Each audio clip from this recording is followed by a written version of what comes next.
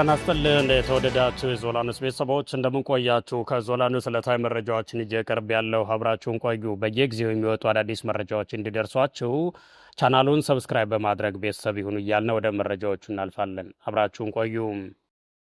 አቶ እስክንድር ነጋ ከመላው የክርስትና እምነት ተከታዮች የትንሣኤ በዓልን አስመልክተው ከትግል ሜዳ እንኳን አደረሳችሁ መልእክት አስተላልፈዋል። በመልእክታቸው አሁን ላይ የአማራ ሕዝብና ኢትዮጵያ የተጋፈጡትን ታሪካዊ ፈተና ለማለፍ ትልቅ መስዋዕትነት እንደሚጠይቅ አጽንኦት ሰጥተው አልፈዋል። የፋሲካ በዓልን በመንፈሳዊ ትርጉሙ አሁን ካለው የፋኖ ትግል ጋር በማስተሳሰር ያብራሩት አቶ እስክንድር የሰው ልጅ ከዘላለማዊ ሞት ነፃ ያወጣው በፈጣሪ ከባድ የስቅላት ዋጋ መሆኑን አስታውሰው ከዚህም በመነሳት ምንም አይነት የግል ትርፍ ሳይጠብቀው ዘቅ ብለው ሕዝብን ማገልገል ከራሱ ከፈጣሪ የተቀሰመ ተግባራዊ ምሳሌ መሆኑን ታጋዮች ሊማሩበት እንደሚገባ ገልጸዋል።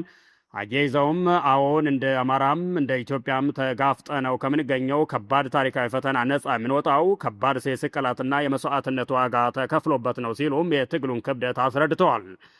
በትግሉ ውስጥም ስለሚያጋጥሙ ተግዳሮቶች ያነሱት አቶ እስክንድር ፈተናዎቹ የውስጥና የውጭ መሆናቸውን ጠቁመው ትልቁ የሆነውን የውጭ ፈተና እናሸንፋለን ብለን ከቤታችን ከወጣን በኋላ ትንሹ በሆነ የውስጥ ፈተና ተሸንፈን ከትግል መውጣት የፋሲካን መንፈስ አለማክበር ይሆናል በማለትም ታጋዮች ከውስጣዊ መከፋፈል ድክመትና ፈተናዎች እንዲቆጠቡ አጥብቀው መክረዋል።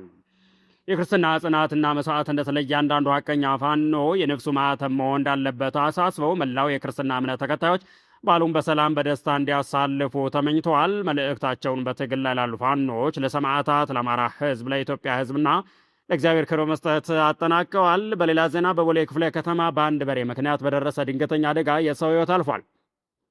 በአዲስ አበባ ከተማ ቦሌ ክፍለ ከተማ ወረዳ 6 ጆኒ ጋራጅ ተብሎ በሚጠራው አካባቢ በሚያዝያ 4 ቀን 2018 ዓ.ም ጠዋት ላይ በበሬ ምክንያት በደረሰ ድንገተኛ አደጋ የአንድ ሰው ሕይወት ማለፉ ተገልጿል። በዚህ አደጋ የ59 ዓመት ግለሰብ በበሬ ተወግተው ሕይወታቸው ያለፈ ሲሆን በሌላ ሰው ላይም ጉዳት ደርሷል። ፖሊስ በወሰደው እርምጃ በሬው ተጨማሪ ጉዳት ሳያደርስ በቁጥጥር ስር መዋሉን አስታውቋል።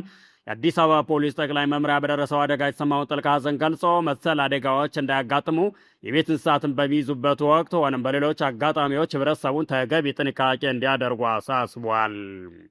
የተወደዳችሁ የእስካሁኑ መረጃዎች ነበሩ። ስለተከታተላችሁ እያመሰገነ በእኛ በኩል ሰናይ እየተመኘን